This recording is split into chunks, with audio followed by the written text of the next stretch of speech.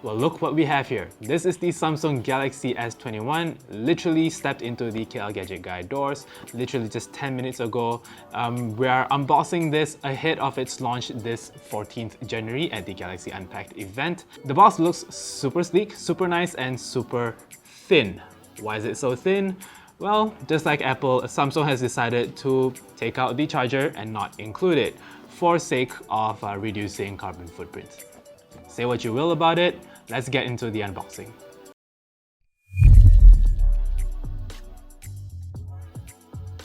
I see a lot of purple and violet on the box here, especially on the branding. And by checking the information, yes, this is indeed the violet variant, the Phantom Violet model. So let's just unbox this very quickly, and there you go. Straight away, you get to the phone. And if you've been paying attention to rumors, this is exactly how the phone looks like in the rumors as well, especially with the brand new contour cut design on the camera bump. But we'll get to that a bit later. So let's see what else is inside the box. And this is very interesting. Right off the bat, you get this box that usually ships with your manuals, your charging cables, and your case. Let's see what's here. All right, so after opening it, you get your manuals, and I feel a charging cable at the back. There you go. Okay, so yes, Type-C charging cable. There you go. Pretty short one, but yeah, it's there. And that is it. No case, no phone case, and as I mentioned earlier, no charging brick. Finally, let's get into the phone itself. There is a protective piece of plastic at the back here. Let's peel that very nicely. Yes, oh, there's also a protective layer on the camera bump as well.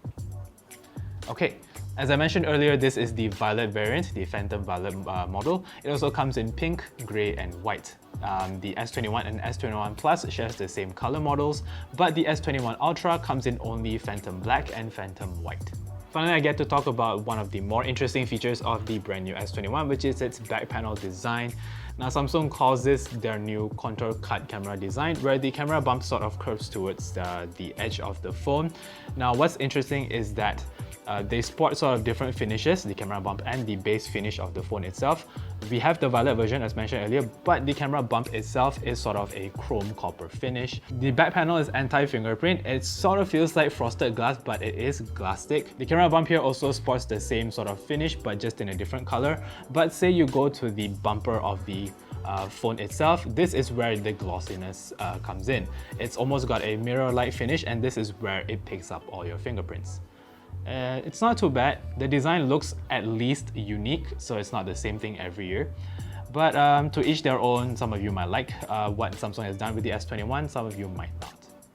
After booting up the phone, I finally get to enjoy the gorgeous Samsung AMOLED display that, as usual, always impresses me, and it's no different here on the Galaxy S21.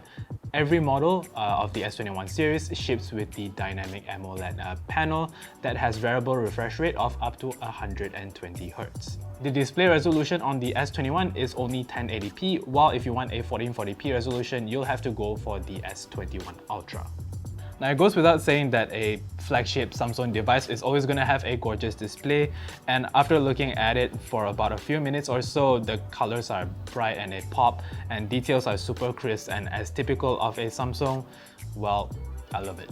The bezels here are also pretty thin, and you also get to see sort of the chrome copper accents at the sides, which sort of adds a nice little touch, although I'm not sure if that's intentional, but it's there. The S21 gets a 64 megapixel telephoto lens, a 12 megapixel wide lens, and 12 megapixel ultra wide lens.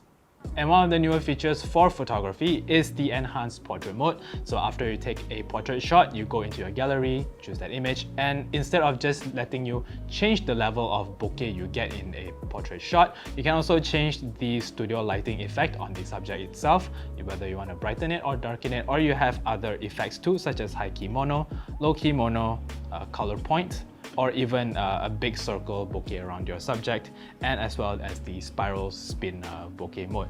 So you get a few more options here, but the one that is really the most useful is obviously the studio lighting effect. Another cool feature that's introduced with the S21 is the zoom lock feature, which is pretty self-explanatory. So before, if you zoom in really far onto a subject, your viewfinder will move around like crazy, even at the slightest jolt of your hands. To get the new feature to work, simply zoom in on your subject and don't move for 2 seconds. After that, the zoom lock will engage and you will have a less jittery experience when zoomed in far away. So those are the new photography features. Now let's get into videography for a bit. One new feature that comes with the S21 is the unlimited super steady mode, which lets you record steady videos at 4K 60fps. Another new feature is going to be very useful to videography enthusiasts. This is called the director's view, whereby you are given a viewfinder of each of your different lenses on the phone, including your selfie lens. You can change between your lenses on the fly even while you are recording, which is a very nice feature. Now comes my favorite part of any unboxing, the specs.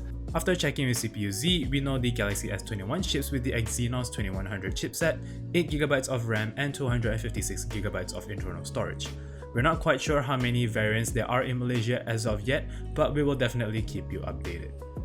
When it comes to battery capacity, you get a 4000 mAh pack here, and the phone supports up to 25 watts of fast charging, which is exactly like the S20 series. So although the phone doesn't actually ship with a charging brick, if you're upgrading from the Galaxy S20, you can still reuse your charging adapter. But if you are upgrading from say an S10, then well, you're gonna need a new charging brick if you want to make use of the whole 25 watts of fast charging. But if you prefer, you can also opt to charge your phone wirelessly as well. Lastly, one more thing that we can mention about the S21 is that it comes with a new fingerprint sensor, in that it's slightly larger than before, 1.7 times larger to be exact, so you can expect something faster this time around. So that's it for my unboxing and first look of the Samsung Galaxy S21. Now what's majorly different this time around is of course the design, and depending on who you ask, you may like it or hate it. At least it's different this time around. It's still a very premium lightweight smartphone that you can just slip in your pocket. No fuss, no muss.